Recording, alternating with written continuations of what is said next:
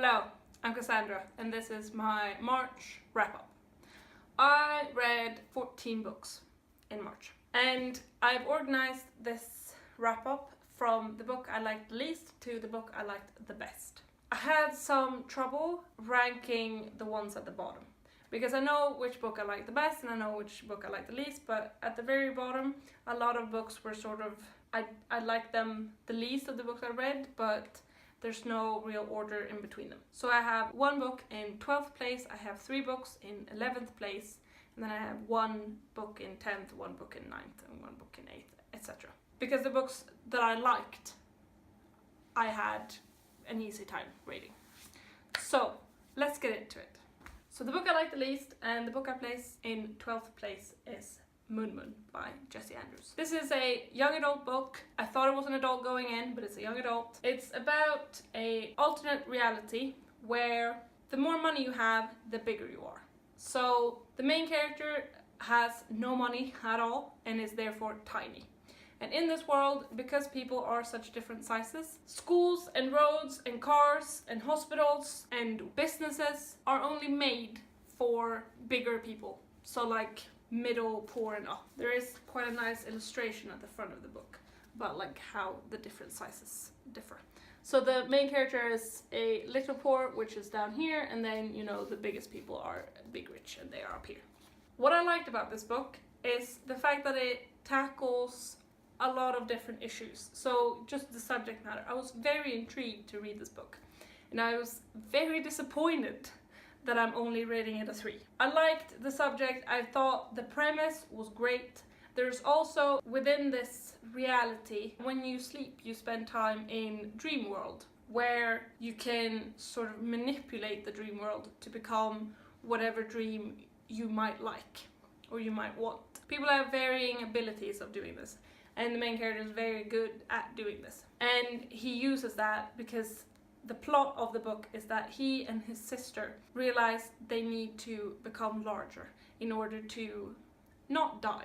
Because being as small as they are, they might get trampled by cats, or someone might run them over or step on them or whatever. What I didn't like about this book is the execution. The fact that it is a young adult is the detriment of the story. And the fact that it is a young adult limits what the story can do.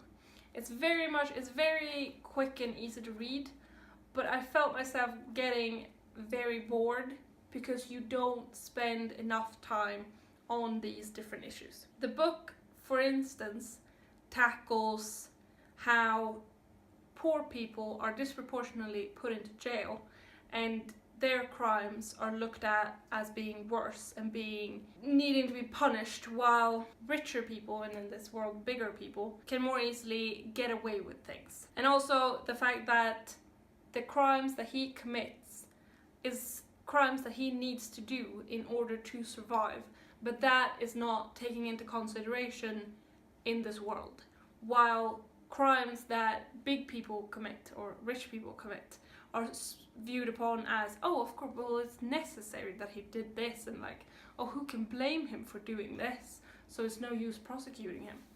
But that is dealt with very quickly, and we quickly move on from that. And that, I felt, was the detriment.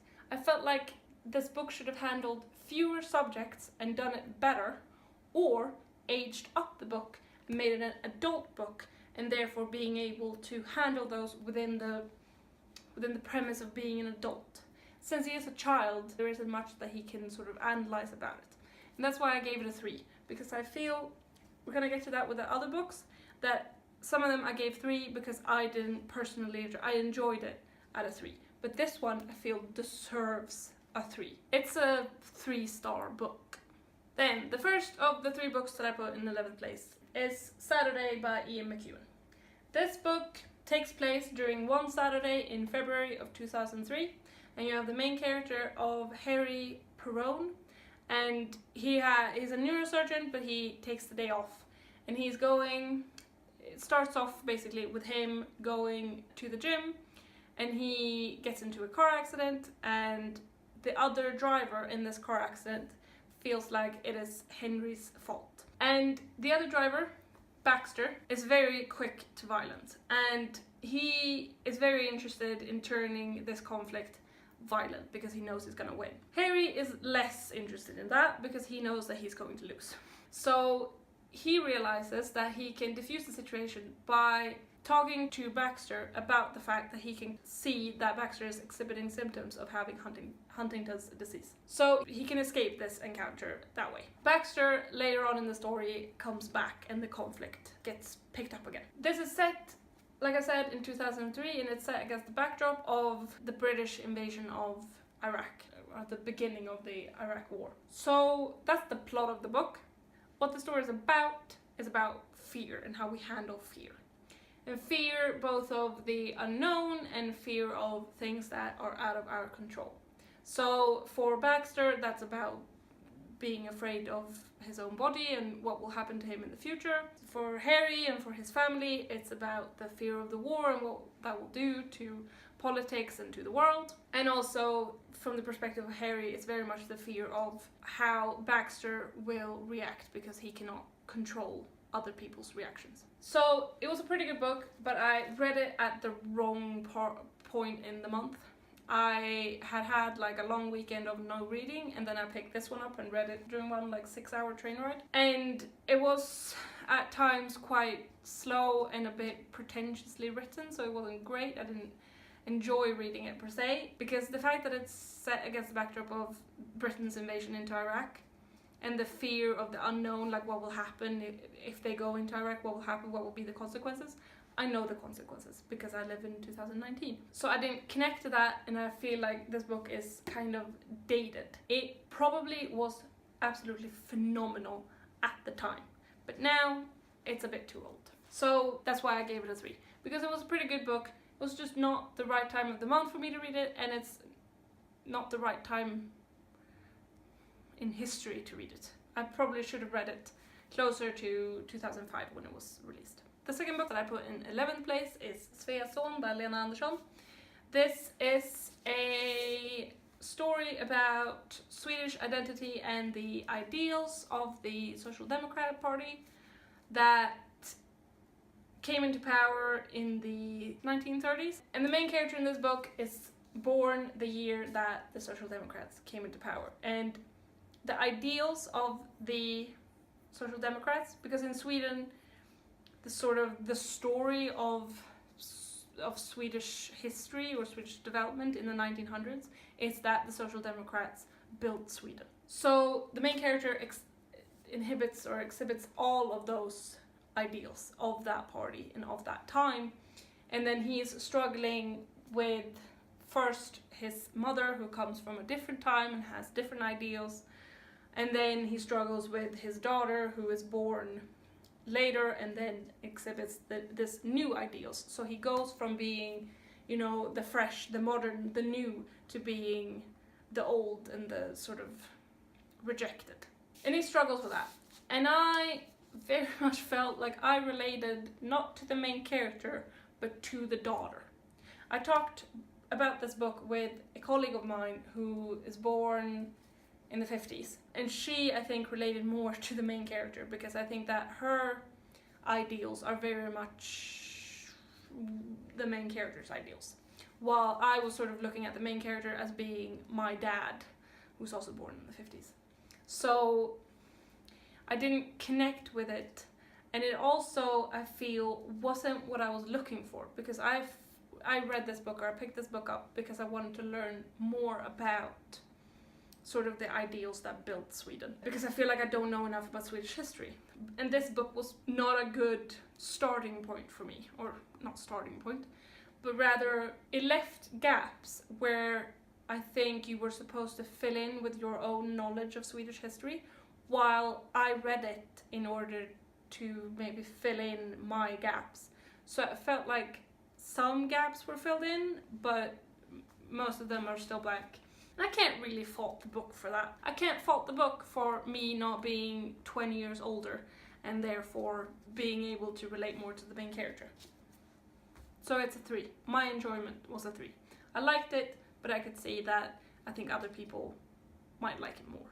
The third book that I put in 11th place is Ordinary People by Diana Evans. It's the story of two black couples in London around 2008. They both have struggling and, at the heart of it, failing relationships. One of the couples, Michael and Melissa, they have 2 children. Michael works away from home. Melissa is a freelancer slash stay-at-home mom. She is feeling trapped at home. She's feeling trapped in the gender roles. She's not feeling like Michael is doing his part in their family. And Michael is feeling sort of, I think, not fulfilled at work. He's feeling a great distance in their marriage, and they struggle with that. The other couple, Stephanie and Damien. Damien works at a job that he is qualified for, but that he does not enjoy at all. And he would like to do other things. So he is feeling like he is stuck in a marriage he doesn't like and at a job he doesn't like, and he's just not happy with his life or family at all. And he's also mourning his dead father that he was very distant from, but he doesn't know how to do that, so that puts a strain on his relationship. Stephanie, though, is quite happy with her life. She is a stay-at-home mom and she's very happy with being that. Her struggle is more to the fact that her relationship to Damien is poor or bad. And they fight a lot and they have a lot of struggles around that. And my main problem with this book is the fact that I could not relate to the characters. I could not relate to the conflicts they were going through, because I don't have children and I am not at a life stage where my job is more than, you know, my fulfillment and how I make my money. To them it was about, oh, I have to make money for my family and I have to make priorities. It was just at a life stage that I'm not at. I also couldn't relate to any of the characters. I related a little bit to Melissa because she had a lot of feminist analysis of her situation. So I was interested when I was hearing about her, but I wasn't as interested when I was hearing about any of the other ones. And mostly I wasn't interested when I heard from the perspective of Michael, because I felt that his struggles I couldn't relate to in the slightest. I felt like he was being a bit of a piss baby, to be honest.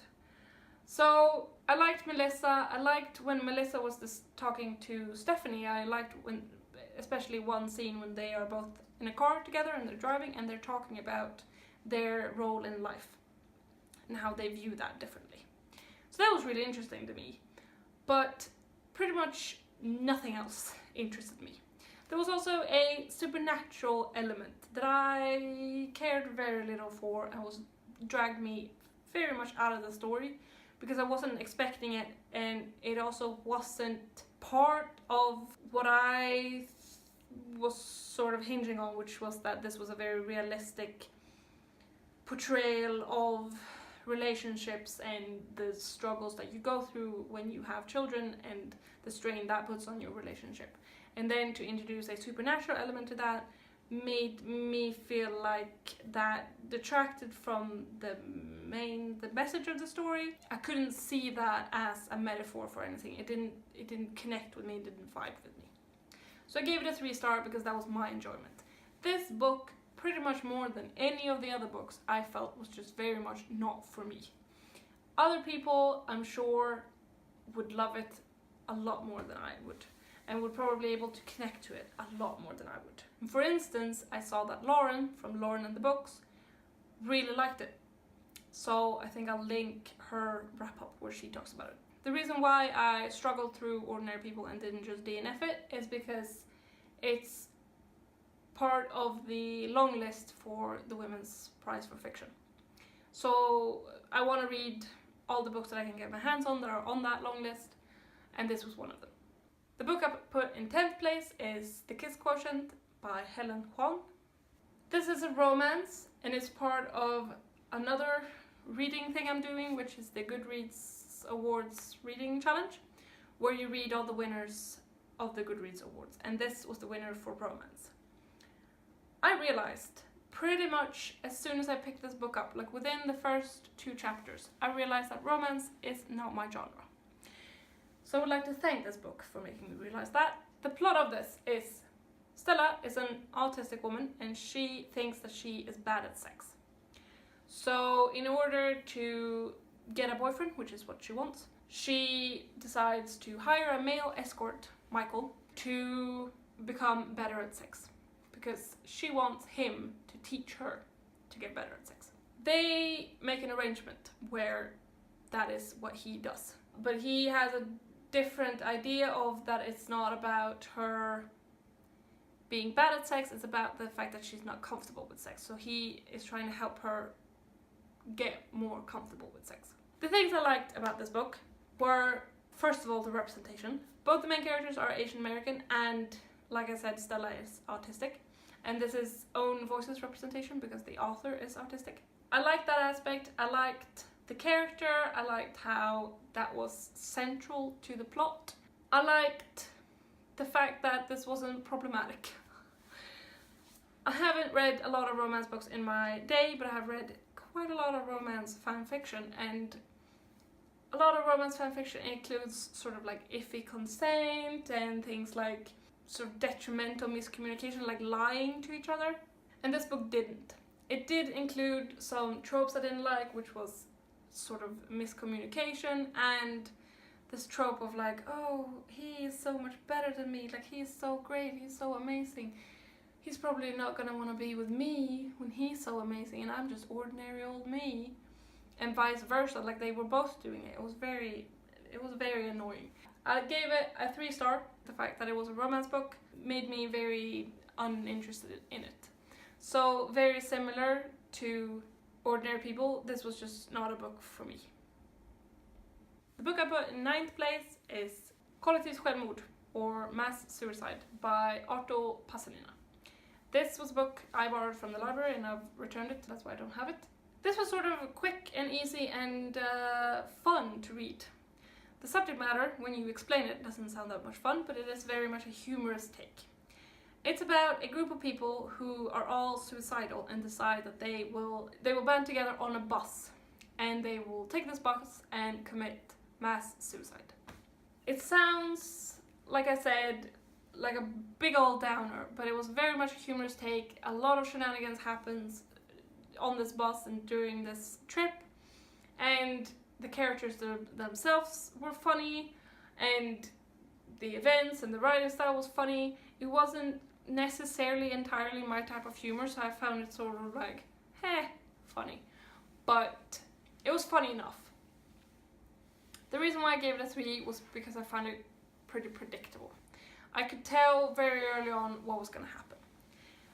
This humorous take is meant to make you realize that the problems that you're sort of drowning in at home, if you extract yourself or remove yourself from your problems, you can see and get some perspective on that. You can see that they're not that bad and that it's perfectly manageable in most cases.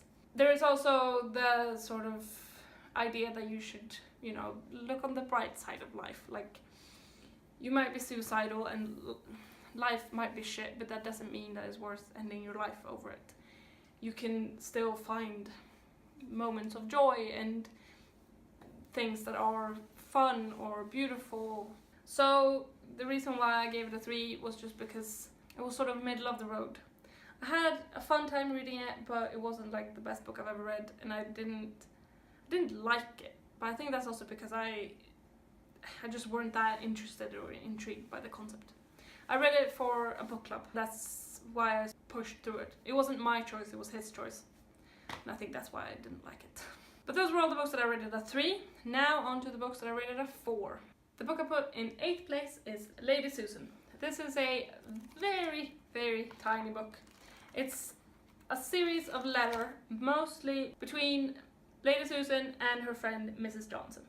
And Lady Susan is scandalous. Also, this is by Jane Austen. Lady Susan is pretty scandalous. She's trying to find a husband for herself because her husband has died.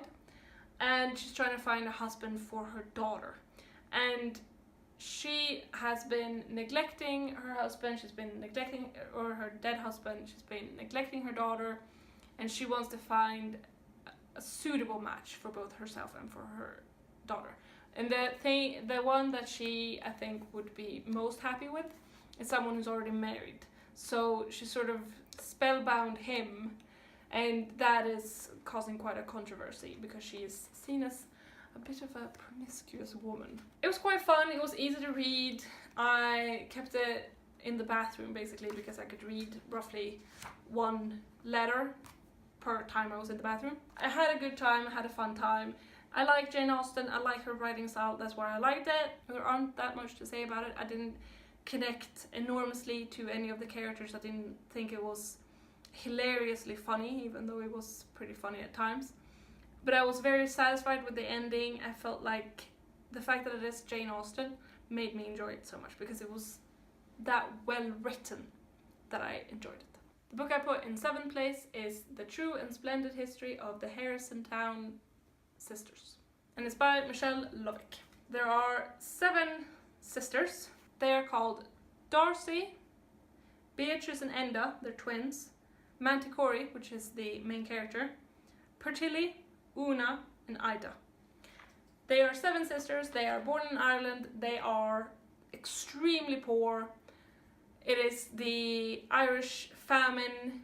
They have very, very long hair, all of them, and they have hair in different colors. Darcy's hair is black, Manticore's hair is red, I think Ida is blonde, and Beatrice and Enda have brown hair. Pertilla and Una, I don't remember what color of hair they had. Yeah, it's based upon the Sutherland girls from the US that were real sisters. I think there were 5 of them who had very long hair, and then they made money showing off that hair. And that is also what these Harrisontown girls do, or Harrisontown sisters do. This book is mainly about exploitation, and it discusses self-worth because they become famous. And then they are exploited both by men who pretend to have their best in mind, but really they just want to make money off of those girls. And they are also exploited by the oldest sister, Darcy, who's quite mean. She's very mean, and she takes all their money and gives them, the rest of the girls, an allowance. And then she also gambles using all of the sisters' money, but you know, using it as her own. It discusses self-worth, it discusses exploitation, it discusses fame and how fickle that is, and also it discusses, you know, how women are treated versus how men are treated, and how dependent on the men these girls always are. And it was a really good book. It was quite long, and it gave me a lot of anxiety because I could tell from so early on that things were gonna go bad. In the end, like, because it is sort of the rise and fall of these girls, the fall is so long. I could tell, like, it was so obvious what was gonna happen and how it was gonna happen, and they were so naive, and the main character Manticore several times mentions that, like, yeah, and maybe we should have asked questions, and maybe we should have taken a bigger part, but it was so easy just to succumb to, like, oh, Darcy will handle all this, and the men, of course they have our best in mind. Like, why would they have their own interests in mind when, you know, instead of ours? I think one of the other biggest downfalls, besides the fact that they gave me so much anxiety, is the fact that I thought the ending, the very, very end, was a bit too sweet. It sort of wrapped it all up very nicely, you know, with a little bow. And after everything else that had happened, I felt like that was a bit too convenient and too sweet. Yeah. The book I put in 6th place is Travels with My Aunt by Graham Greene. This book chronicles a man who is in early retirement, who at the funeral for his mother meets his aunt that he hasn't seen in ages. And she suggests that he accompanies her traveling. And he is very much a homebody. He doesn't like to get out much. He's very stuck in a rut. But he decides, like, sure, I could do that. It's really fun. I really liked it. There is a part 1 and then there's a part 2. And part two is like the last fourth of the book. And part 1 was great. Part 2, not so much. I felt the strength of this novel was when they were off traveling together, because she, like the aunt is like 70, 80, and she's a hoot. She takes this homebody, this very structured man, and just throws him out into an adventure. And I, as a homebody, felt very much like, I wish I had an aunt that would just throw me into adventure. It was really fun. I saw a reviewer on Goodreads saying something like, don't take this book too seriously. You can tell that Graham Greene was just having fun when he wrote it. And I can very much sense that, because there is so much about this novel that is just, it's just fun. It was a fun read, it was a fun time. The reason why I didn't give it a 5-star is because of something that happened at the very end of the book. And I will spoil it, it will go very quickly, and as soon as I no longer have this book in my hand, the spoiler is over. So I will spoil it for you in 3, 2, 1.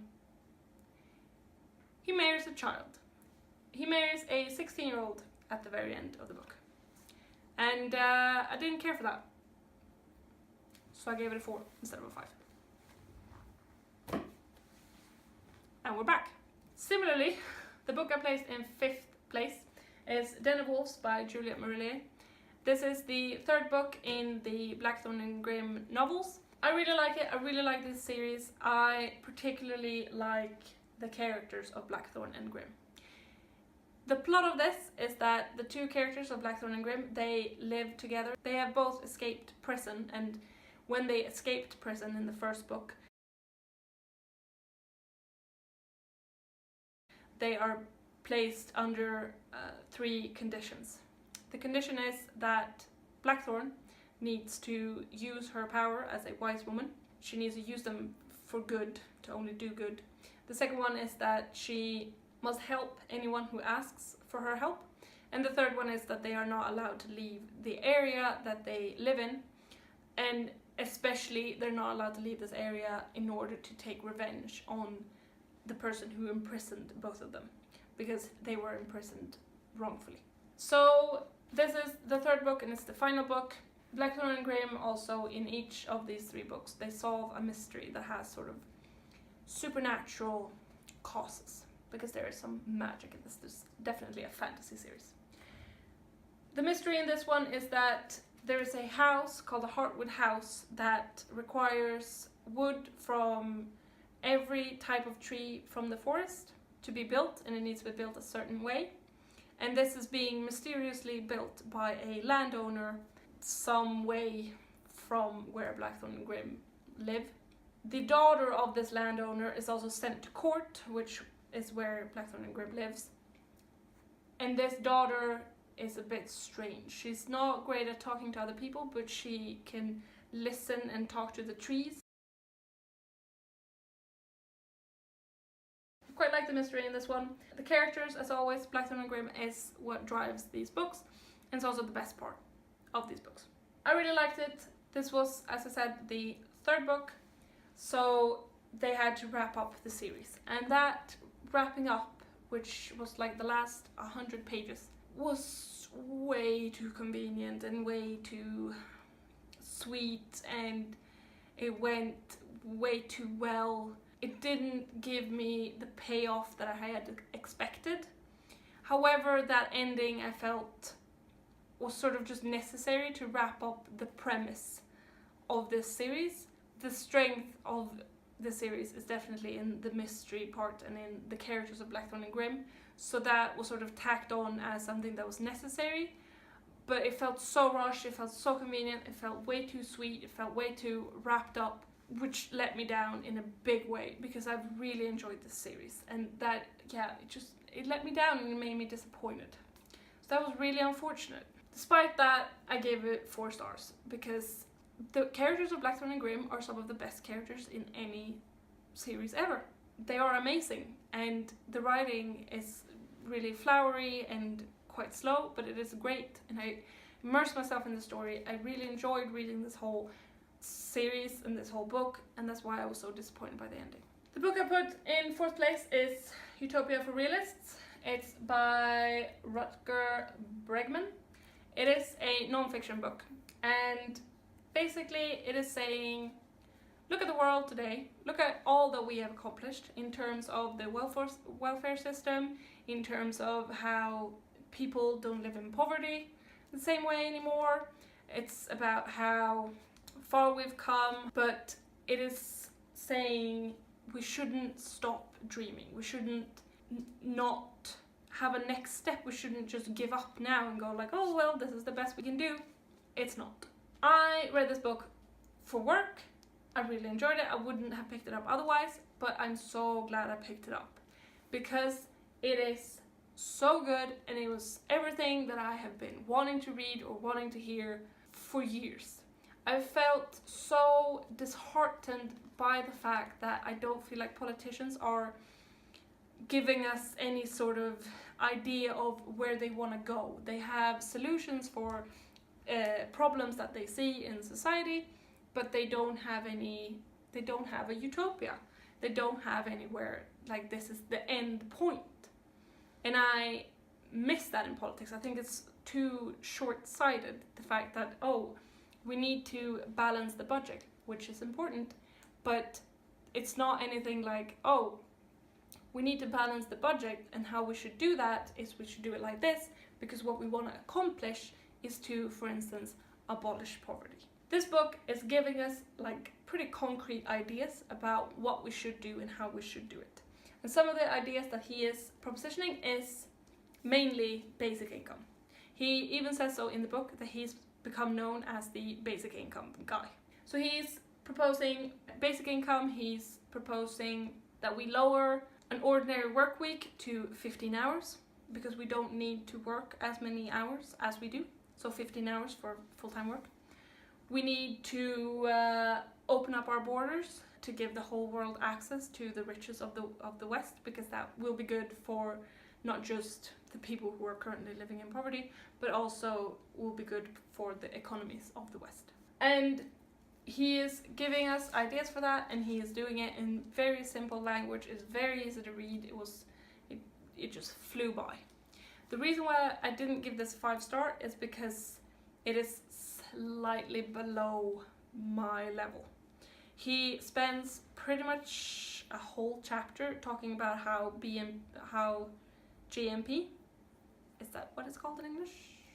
Not a good way to measure how well a country is doing, which is pretty basic. The fact that GNP is not a great way of measuring wealth or measuring welfare.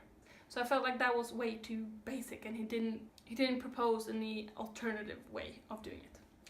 But there were also some other examples of that where his examples were things that I already knew about, so I didn't get all that out of it. But besides those things, this is an amazing book and you should read it. You know how I said with some of the 3 stars that like, oh, this book wasn't for me, or this book wasn't for me. That implicitly is me saying, oh, if that sounds like something's for you, you could read that. This one, read it. I recommend it to everybody, no matter political standpoint. Even if, because this might mesh better with people on the left, but even if you are someone who is politically on the right, read it. Read it. Oh my god. I don't even know if you're gonna see it up there. In 3rd place, I put 100 Years of Solitude by Gabriel Garcia Marquez. This book was a wild ride. Oh my god. It was so fun to read, but it took so much out of me. It was really slow, so much was happening constantly. We were flipping between different characters. All the characters had basically the same name, like it was variants of the same 2 names for the majority of the cast.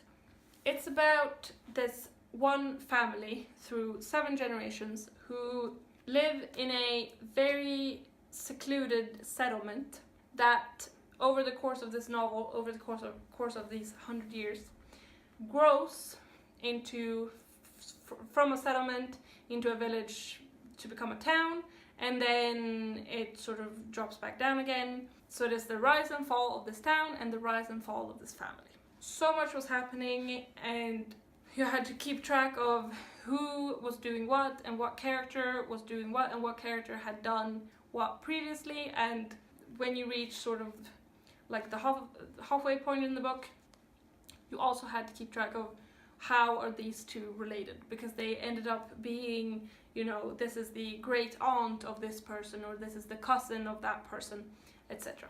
I like the characters at the beginning of the novel more than I like the characters at the end.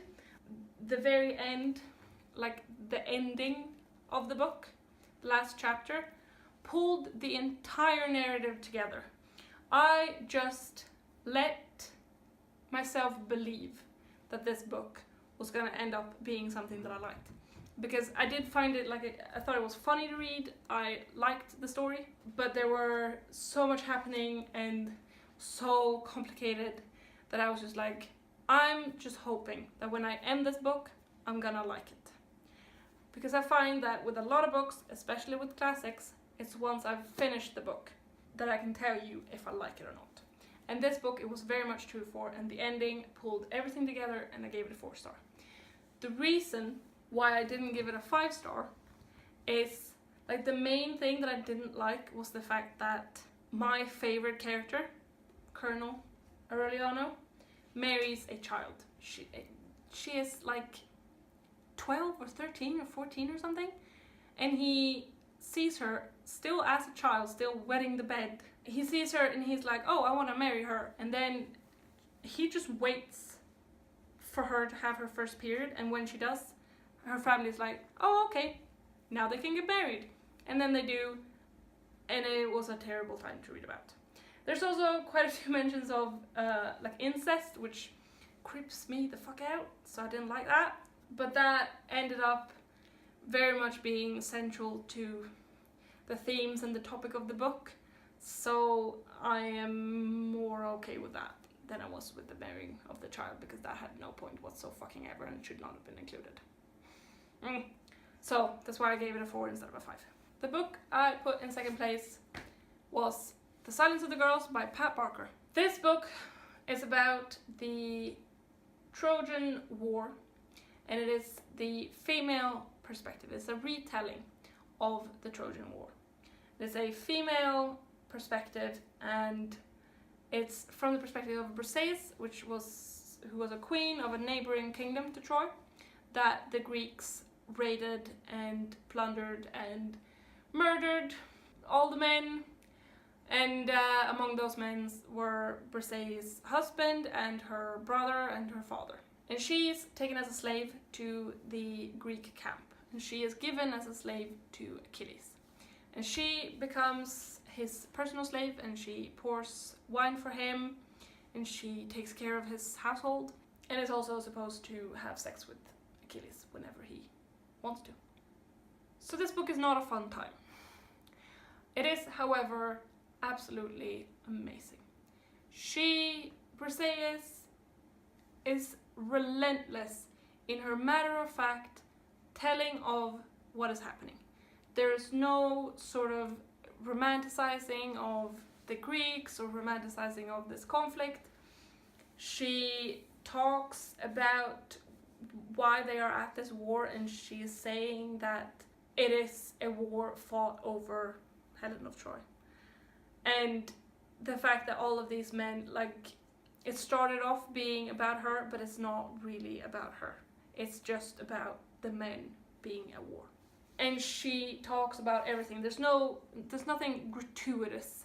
There is the descriptions of violence and description of death that is very matter-of-fact, and you get quite up and close with that, but there's no gratuitous explanation of the rape. That is often very much over within a matter of sentences, sort of like I think she says that she lies there and then his weight is upon her and then he does what he wants to her, and afterwards she's lying there and can't sleep. She's trapped under Achilles' arm, which means that she can't escape. She has to lie there the entire night next to the person who just raped her. It is amazing. You should all read it. The reason why I didn't give it a 5-star is because the book also has some chapters and some parts from the perspective of Achilles, and some parts are from the perspective of Patroclus, Achilles' best friend, which I didn't like. I felt like it cheapened the point of the story, which is to tell the story of this war that is fought by the men, but to only focus on the women, because it's called The Silence of the Girls, because the girls are often kept silent in these stories. So I felt like Achilles and Patroclus has already gotten their story. They don't need for me to have their perspective as well, and especially since they're trying to, the fact that you get, you know, their emotions and their motivations, and I felt like I don't give a fuck about their motivations and their explanations of things and their relationship to each other. I could read any other story to get that. I could do whatever. I could read something else to get their perspective. I wanted Briseis' perspective only. Loved Silence of the Girls. If it weren't for the fact that Achilles and Patroclus got their point of view, it would have been a favorite, like one of my favorite books of all time. The fact that they got their point of view cheapened the entire novel. It cheapened my enjoyment of the book, it cheapened everything. That's why I gave it a 4-star. The book I put in first place, and the book that is then my favorite of this month, is the only book that I gave 5 stars. If it weren't for Patroclus and Achilles' perspective in Silence of the Girls, this would have been in second place. Silence of the Girls would have been in first place.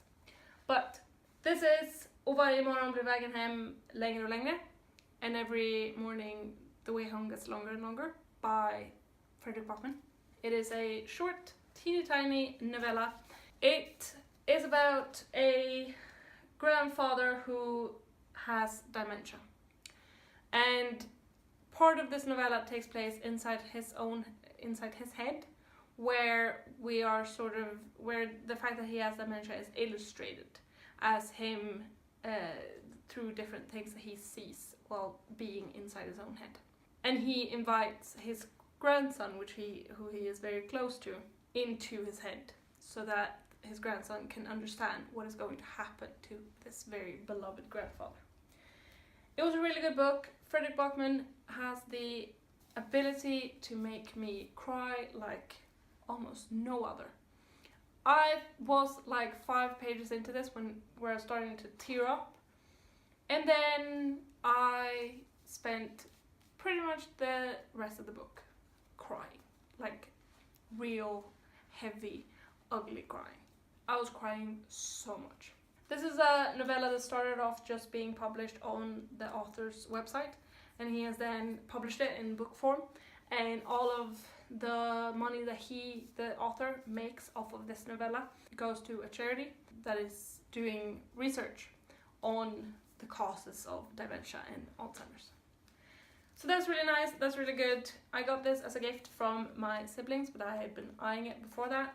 I'm really glad I read it, and I'm very glad that I own it. And yeah, it's just really good. It's real sweet, real nice. It was a great little story. It's very short. It's only like 86 pages. I know also that Murphy from Murphy Napier loved this story. So yeah, it comes highly recommended. It was really, really good. So those were all the books that I read in March. If you have read any of them, and if you have any opinions on any of them, please feel free to comment on it down below. I would love to talk about pretty much any of these books, but maybe especially Moon Moon if you've read that one. Thank you so much for watching, and I'll see you in the next one. Bye!